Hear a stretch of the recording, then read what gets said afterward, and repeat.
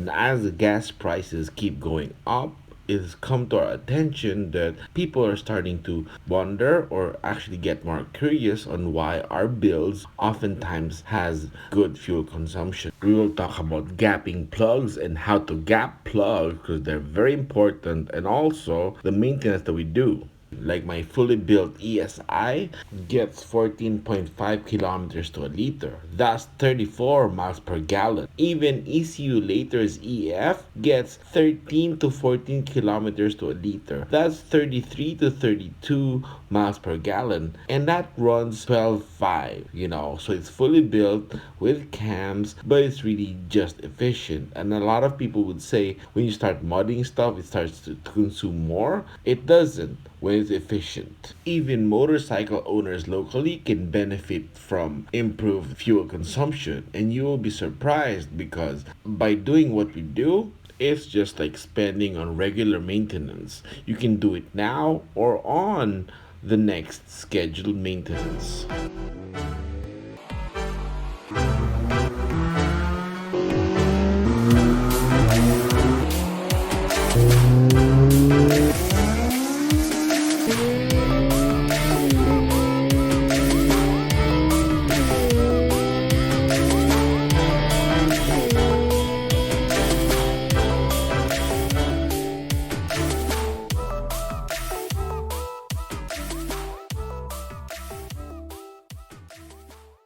Now on to the basics first. On the left you can see it's at idle, and on the right is around 6,000 RPM. So going back to the idle, you can see it, the timing is set at 16 before top dead center, and by 10 degrees past top dead center, its combustion is complete. And so as the RPMs go up, the flame front or the flame propagation does not change. It's still constant, and that is why at 6,000 rpm we have a 28 degrees advance on top dead before top dead center, and that gives us complete combustion by once it gets 10 degrees past top dead center. All right, so gotta get that good. This is why on basic maintenance, setting the distributor timing is important.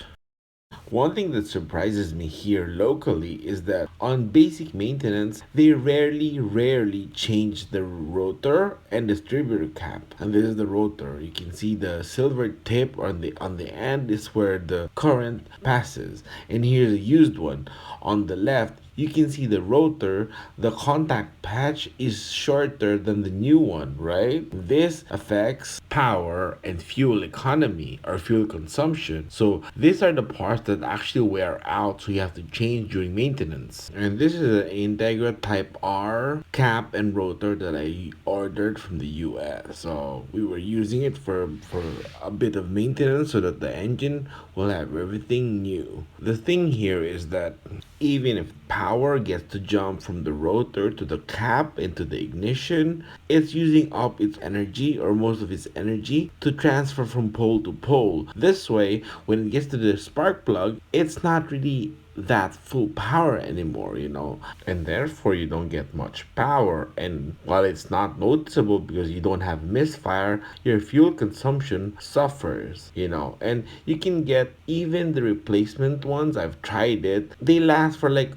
1.5 years. So, if you're gonna change them every year, that's not a problem, right? I mean, the original ones can last as good as 5 years, so that's really worth it, right? And the thing here is, this is the same with the ignition wires. Not many will notice that even ground has it on the high tension wire or the ignition wire, and that's the insulation, so without ground it's not as good, even though it's full power on positive. This is the NGK OEM ignition wires or high tension wires. This is really good. It lasts really long. However, there's replacements, and I've used it before. It actually lasts for like more than 1.5 years, even 2 years. But since it's cheap locally, this is good to replace every year. And I share this because if this would help you guys buy OEM rotors and cap, then go for it.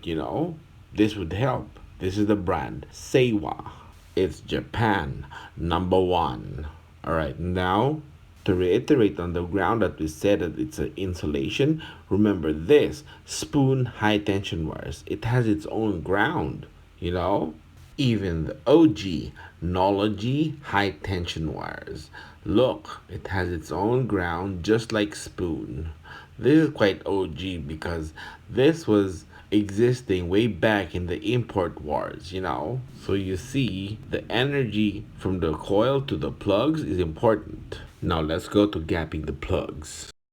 All right, now here we go. Here we go. You got the long nose pliers, the filler gauge, and the flat screw. You know, there's a certain component or a coin shape to gap the plugs, but we're gonna use a filler gauge. This way, everyone can relate. All right. So this is a BKR6E2 or 11, and the 11 means it's pre-gapped to 0.042 to 0.044. All right. And the thing here is that for a Toyota, the 16 valve, the gap is required at 1.1 mm or 0.043. So it's in the window.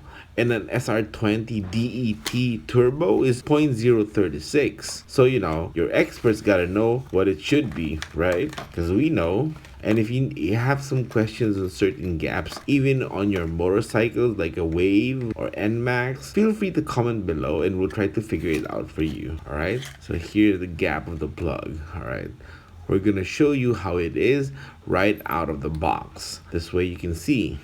And you see, as the gap expands, that means that there's a greater distance for the electrode to travel, which means it exposes more to the air and fuel, so it's better, but you need coil power. Just like in this image, you see that if you increase the gap, there's gonna be more exposure to air and fuel, but the demand on coil power and charge gets higher. So if your coil can't handle it, you'll just misfire.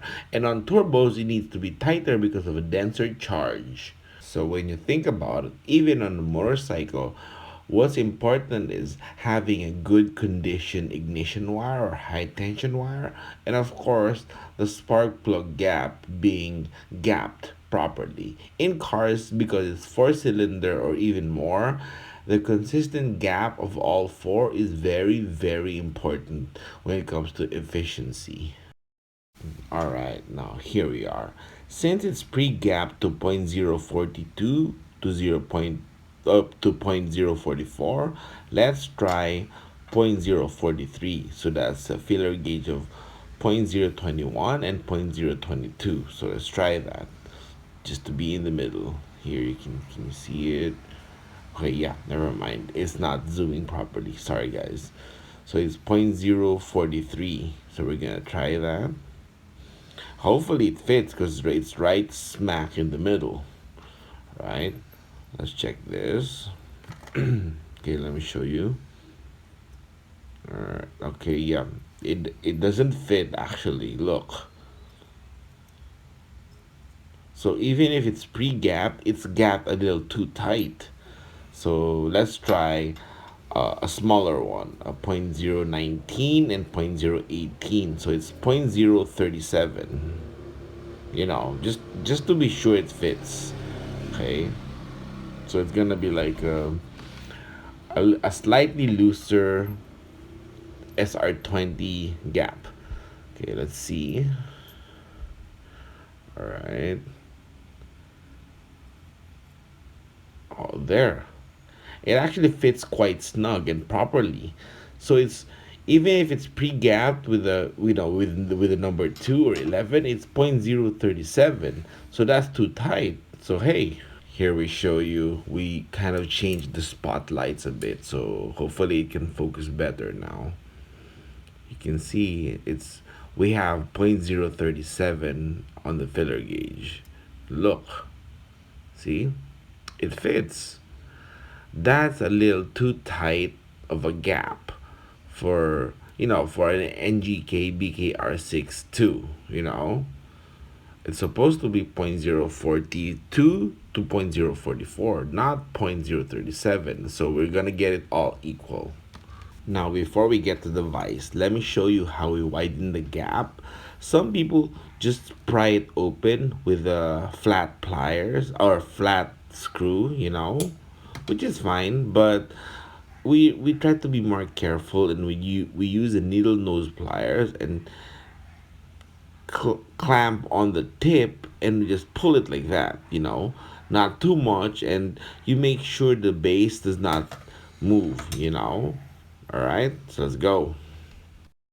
All right, now here we are on the vise. Carefully clamp the plug with cardboard so they don't scratch. And we use the point zero 0.023 and point zero 0.022, so we can go for point zero 0.045. And that's what we actually go for. And all right, that may be our secret that we kind of get good economy, but you can go bigger, but then you're gonna foul out your coil sooner or later. So we don't go for that. And now let's go faster. All right. Oh wait, sorry, I kind of got used to showing you guys when I'm porting. We go with time lapse so we go faster, but yep. Okay, sorry about that. So let's go back to normal program. Alright, we fit the point zero 0.045 filler gauge. Can you see it's quite loose, right? And then we're gonna press it with a wrench or with a back wrench gently so that it gets tighter. You can lightly hammer it or lightly tap it, but the thing is, you see that white center? That's porcelain. It might crack, and the thing is, it might crack inside and you wouldn't know.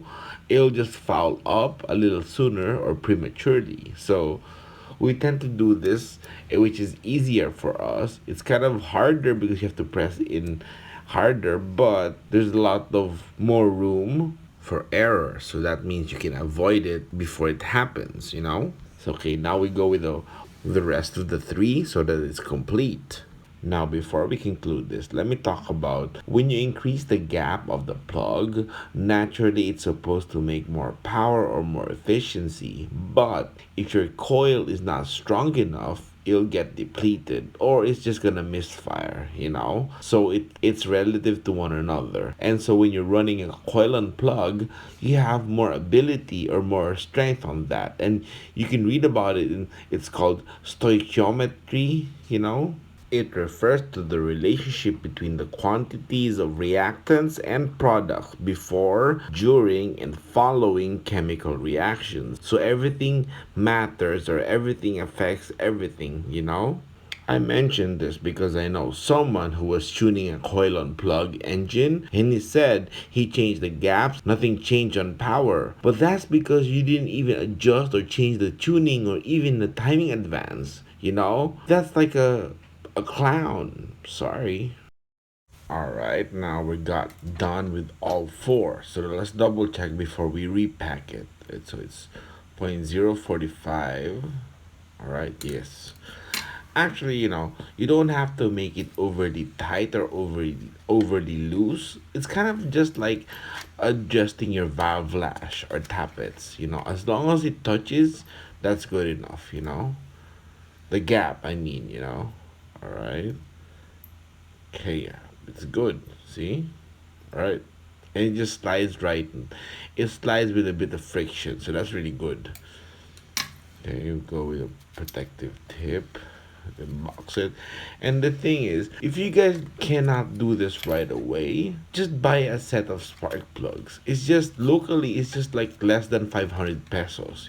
Just keep it in your stash, and when you got time, assess the plug gaps.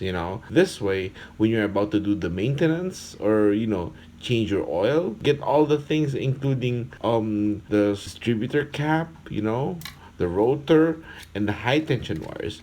And of course, have it timed properly.